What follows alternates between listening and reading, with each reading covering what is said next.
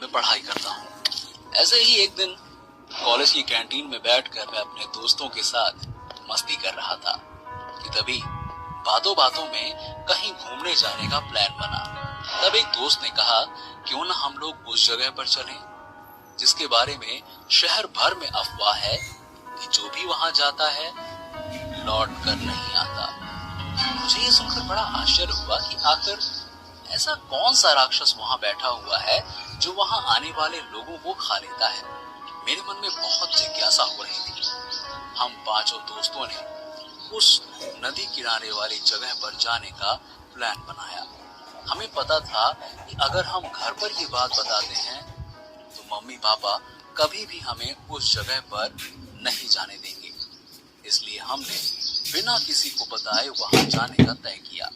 हमारे कॉलेज से वो जगह करीबन 10 किलोमीटर दूर थी, तो हमने सोचा कि क्यों ना कॉलेज के समय में ही वहां जाया जाए और कॉलेज खत्म होते होते तक हम सब घर वापस आ जाएंगे।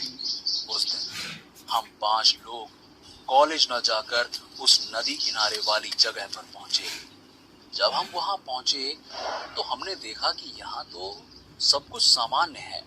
अच्छी खासी हरियाली है, नदी बह रही है, सब कुछ सामान्य है। एक दोस्त ने कहा, देखो अफवाह वगैरह छोड़ो, नदी का पानी देखकर मेरा तो नहाने का मन कर रहा है। हमने उसे समझाया कि देखो हम में से किसी को तैरना नहीं आता है, बहते हुए पानी में तैरना खतरनाक हो सकता है। लेकिन वो तो जैसे जिद पर अड़ गया। आखिरकार वो नहीं माना और पानी में नहाने के लिए चला गया। हम लोग नदी के किनारे बैठे थे और वो नदी में नहा रहा था। हम सभी लोग आपस में बातें कर रहे थे और कुछ खाते हुए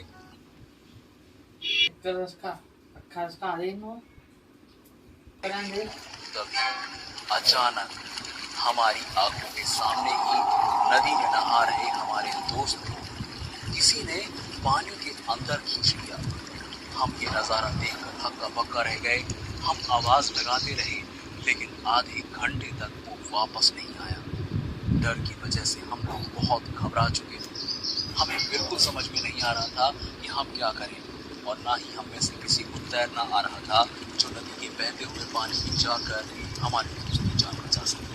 हम 1 घंटे तक रहे लेकिन हमारा दोस्त पानी के अंदर से बाहर आया ही नहीं। एक दोस्त ने कहा, अगर हम इस घटना के बारे में पुलिस या फिर घर वालों को बताते हैं तो सभी का शक हम पर ही जाएगा कि हमने अपने ही एक दोस्त को किसी न किसी कारण से पानी में डुबाकर मार दिया। इसलिए हमने तय किया कि ये बात हम किसी को नहीं बताएंगे और सभी को ऐसा लगेगा जैसे हमारा दोस्त कहीं गुम हो गया है। हम सभी लोग तुरंत से अपने घर चले गए।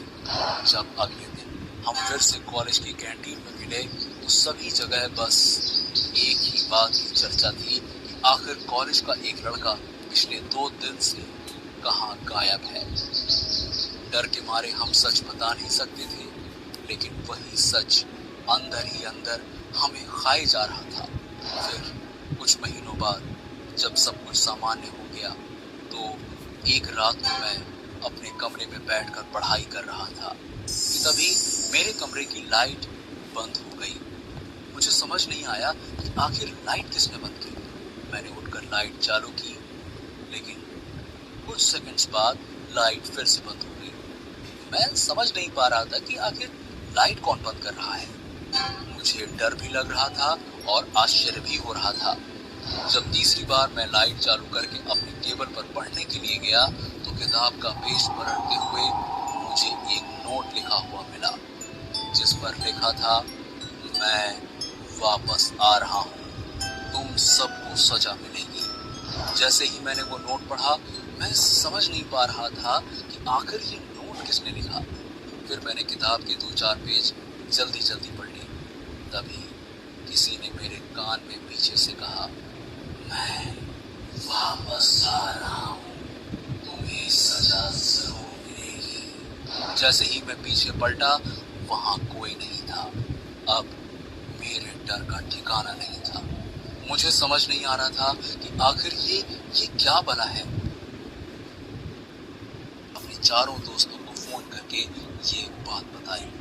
हालांकि इस घटना के कुछ दिन बाद तक सब कुछ ठीक चलता रहा। अब कॉलेज के एग्जाम भी पास आ गए थे और हमें एक प्रोजेक्ट पर काम करना था। फिर एक दिन की बात है, मेरे मम्मी पापा किसी शादी में शामिल होने के लिए शहर के बाहर गए हुए थे।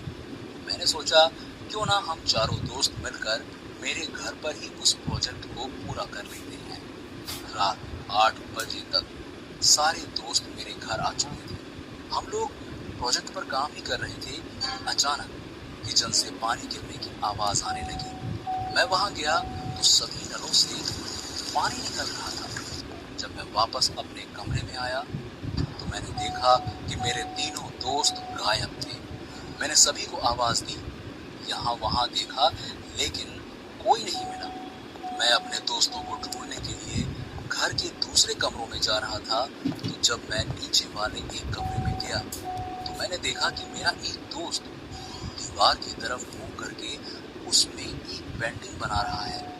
मैंने उससे कहा, यार ये बच्चों वाली हरकतें दीवार पर मत कर, मम्मी पापा बहुत गुस्सा करेंगे।